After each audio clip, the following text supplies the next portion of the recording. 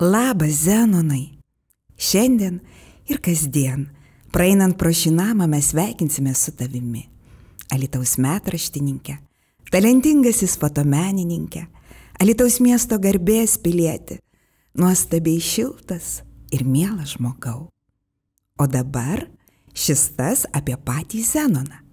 Senelė Bulgačienė, tėvas ruso biurokrato įkalbėtas, pavardę pakeitė po karo, jau okupacijos metu.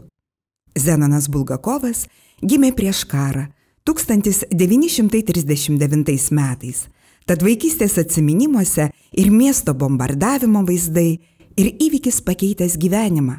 Vidzgirio miške, susprogus granatai, daktaras Kudirka išgelbėjo Zenonui gyvybę.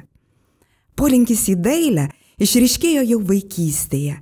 Paprastų žmonių vaikas mokėsi net Kauno meno mokykloje.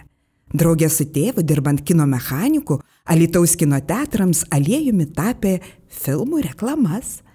Jau nepriklausomybės laikais įstojo į Tautodailininkų sąjungą, dalyvavo įvairiose parodose, tapė iki paskutinių savo gyvenimo dienų. Lemtingai sutapo miesto industrializacijos ir augimo, didžiųjų pokyčių pradžia bei Zenono Bulgakovo darbų pradžia šaldytuvų gamykloje. Čia jis dirbo fotolaborantu ir įstojimas į fotomenininkų sąjungą. Šiandien Zenono sukauptame archyve turime daug ne tik alytiškių žavinčių, bet ir po pasaulį tebekeliaujančių unikalių senojo Alytaus vaizdų. Fotomenininkas meistriškai dirbo ir su peizažais, portretinę fotografiją, yra sukūręs ir humoristinės fotografijos vaizdų. Juos kūrė net ir sovietiniais metais. Ne vienam jo bendraamžiui kolegai skaitmeninės fotografijos atsiradimas reiškia, kad su fotografija baigta. Tačiau Zenonas, likus vos keliems metams iki pensijos, ne tik įvaldė visus technologinius pokyčius, Facebookus, Photoshopus, bet ir fotografavo iki gyvenimo pabaigos. Ir sparčiai besikeičiantį miestą, ir žmonės, apylinkių gamtą, konstravo fotomontažus.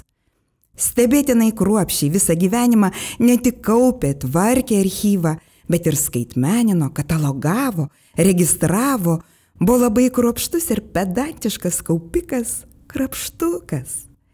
Išsaugoti, prisiminti, branginti. Šiandien galime stabtelėti ir pasilabinti su Zenonu Bulgakovu prie namo Vilties gatvė 4, kuriame nuo 1989 gyveno ir kūrė mūsų miesto garbės pilietis, fotomenininkas, Alytaus metraštininkas arba tiesiog Zenonas.